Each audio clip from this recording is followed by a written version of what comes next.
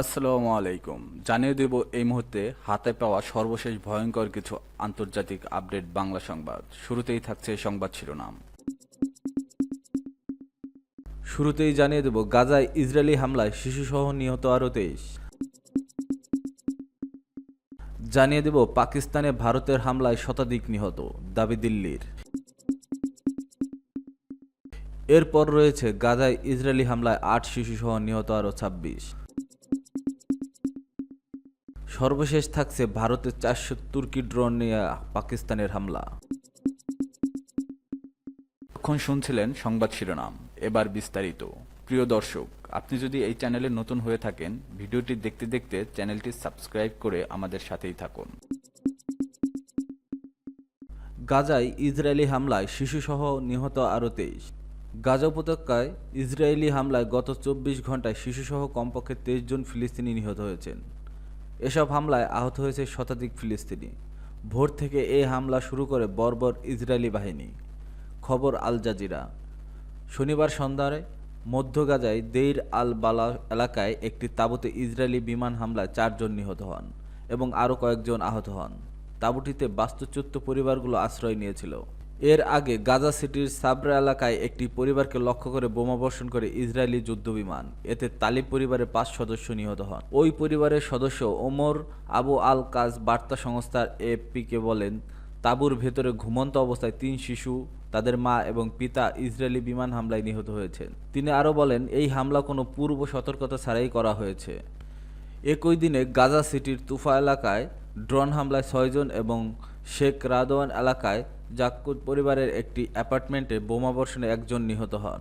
গাজার দক্ষিণে রাফা উপকূলে ইসরায়েলি নৌবাহিনী ভারী গুলি ছোড়ে। এতে মোহাম্মদ সাইদ আল বারদাউল নামের এক ব্যক্তি নিহত হন এবং আল মাউসি অঞ্চলে আরও 2 জন আহত হন। গাজার স্বাস্থ্য মন্ত্রণালয়ের তথ্যমতে গত 24 ঘন্টায় ইসরায়েলি হামলায় কমপক্ষে 23 জন ফিলিস্তিনি নিহত হয় এবং আরও 124 জন আহত হয়েছে। স্বাস্থ্য মন্ত্রণালয় জানিয়েছে, গাজা উপত্যকায় গত 24 ঘন্টায় ইসরায়েলি হামলায় কমপক্ষে আরও 23 ফিলিস্তিনি নিহত হয়েছেন। ফলে 2023 সালের অক্টোবর থেকে ইসরায়েলির গণহত্যামূলক আগ্রাসনে ভূখণ্ডটিতে মোট মৃতের সংখ্যা দাঁড়ায় 52,810 জনে। মন্ত্রণালয়ের এক বিবৃতিতে বলা হয়েছে, গত 24 ঘন্টায় ইসরায়েলি আক্রমণে আরও 124 জন আহত হয়েছেন। এর ফলে সংঘাতে শুরু থেকে আহতের সংখ্যা বেড়ে 1,19,473 জনে পৌঁছেছে। পাকিস্তানে ভারতের হামলায় শতাধিক নিহত, দাবি দিল্লির। পাকিস্তানে ভারতের হামলায় 100 জনেরও বেশি মানুষ নিহত হয়েছে বলে দাবি করেছে ভারতীয় সেনাবাহিনী। দিল্লিতে এক প্রেস ব্রিফিংয়ে সিনিয়র সামরিক কর্মকর্তারা সাংবাদিকদের এই তথ্য জানান। খবর এনডিটিভির। প্রেস ব্রিফিংয়ে বলা হয়, ভারত অপারেশন সিঁদুরের অধীনে পাকিস্তানের 9টি স্থানে হামলা চালিয়েছে। এতে পাকিস্তানের 100 জনেরও বেশি মানুষ নিহত হয়েছে। ব্রিফিংয়ে আরও জানানো হয়, হামলার প্রথম রাতেই পাকিস্তান যখন এক ঝাঁক ড্রোন মোতায়েন করে, তখন ভারতের বিমান প্রতিরক্ষা ব্যবস্থা সেগুলো অধিকাংশই প্রতিহত করে। ভারত পাল্টা আক্রমণে পাকিস্তানের লাহোরে একটি রাডার স্থাপনা ধ্বংস করতে সক্ষম হয়। প্রেস ব্রিফিংয়ে lieutenant general Rajiv Ghai, air marshal Awadhesh Kumar Bharti, vice admiral AN Pramod এবং major general Sandeep S Sarda উপস্থিত ছিলেন। লেফটেন্যান্ট জেনারেল রাজীব ঘাই স্থূল অভিযানের বিষয়ে জানান, পাকিস্তানি আক্রমণ প্রতিহত করতে ভারতীয় বাহিনী বেশ কিছু পদক্ষেপ নিয়েছে। তিনি বলেন, নিয়ন্ত্রণ রেখা বরাবর ভারতীয় বাহিনীর গুলিতে পাকিস্তানের 65 থেকে 40 জন সেনা সদস্য নিহত হয়েছে। এয়ার মার্শাল অবধেশ কুমার ভারতী জানান, পাকিস্তানের ড্রোনগুলো ভারতের অনেক বিমান বাহিনীর স্থাপনা লক্ষ্য করে হামলা চালিয়েছে, তবে সেগুলো সবই আকাশে প্রতিহত করা হয়েছে এবং স্থলভাগে কোনো ক্ষয়ক্ষতি হয়নি। ভারতীয় সেনাবাহিনীর এই দাবি চলমান ভারত পাকিস্তান সামরিক উত্তেজনায় নতুন মাত্রা যোগ করেছে। পাকিস্তান অবশ্য এখনও এই হামলার বিষয়ে কোনো আনুষ্ঠানিক প্রতিক্রিয়া জানায়নি। গাজায় ইসরায়েলি হামলায় 8 শিশুসহ নিহত আরও 26। গাজা উপত্যকার বিভিন্ন অংশে ফিলিস্তিনিদের লক্ষ্য করে চলমান একাধিক ইসরায়েলি হামলায় 8 শিশুসহ অন্তত 26 জন নিহত হয়েছে বলে জানিয়েছে গাজার চিকিৎসা কর্মকর্তারা। বরাত দিয়ে রাতে এক প্রতিবেদনে তথ্য জানিয়েছে বার্তা সংস্থা আনাদোলু। চিকিৎসা সূত্রের বরাত দিয়ে প্রতিবেদনে বলা হয়েছে, গাজা উপত্যকায় কেন্দ্রীয় শহর ডেইর আল বালায় এক ড্রোন হামলায় 2 জন নিহত এবং বেশ কয়েকজন আহত হন। এরপর আরও একজন ব্যক্তি আলাদা হামলায় মারা যান। এছাড়া দক্ষিণাঞ্চলীয় শহর খান ইউনুসে বাস্তুচ্যুতদের একটি তাঁবুতে ইসরায়েলি হামলায় একজন পিতা ও তার ছেলে নিহত হন। শহরের পশ্চিম অংশে আরও 4 জন অপর একটি ড্রোন হামলায় নিহত হন। নিহতদের মধ্যে 2 জন শিশু ছিল।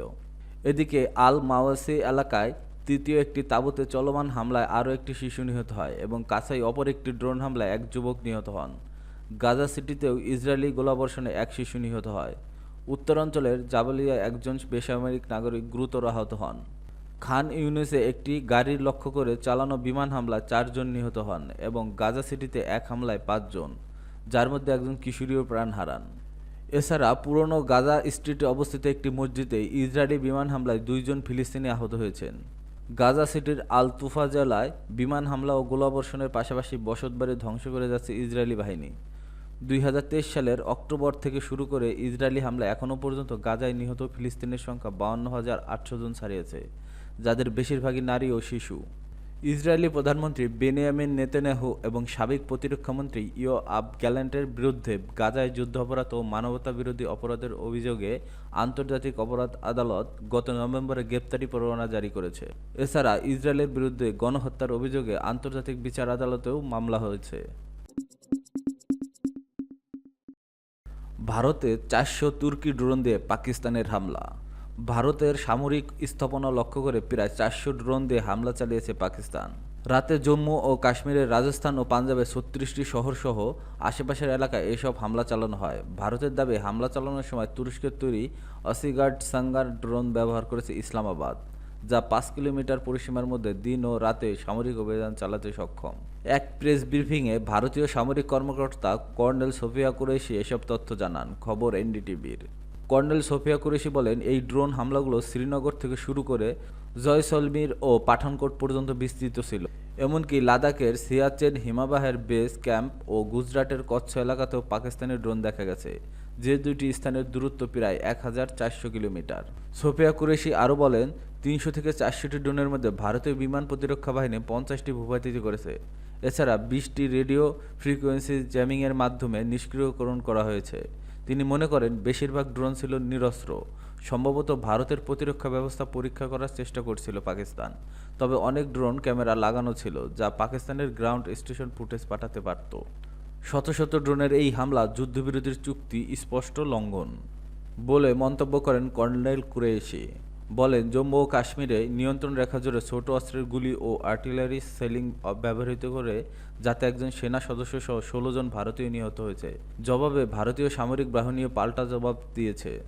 শত শত ড্রোন ও ক্ষেপণাস্ত্র ভূপাতিত করার পাশাপাশি পাকিস্তান আকাশ প্রতিরক্ষা নেটওয়ার্ক নিষ্ক্রিয় করে বড় ধরনের ক্ষয়ক্ষতি করেছে বলে জানান কর্নেল কুরেশি।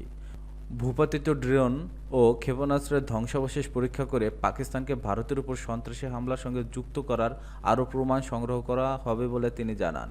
এই ধ্বংসাবশেষের কিছু অংশ পাঞ্জাবের অমৃতসরেও পাওয়া গেছে। অপারেশন সিঁদুরের কয়েক ঘন্টা পর থেকেই পাকিস্তানের ড্রোন ও ক্ষেপণাস্ত্র হামলার প্রথম ঢেউ শুরু হয়েছে উল্লেখ করে ভারত জানায়, তাদের আকাশ প্রতিরক্ষা ব্যবস্থা আকাশ ক্ষেপণাস্ত্রের মতো দেশীয় প্রযুক্তিসহ বিদেশি প্রযুক্তির সমন্বয়ে গঠিত, যা ইসরায়েলের আয়রন ডোমের সমতুল্য এবং এই হামলা প্রতিহত করতে সক্ষম।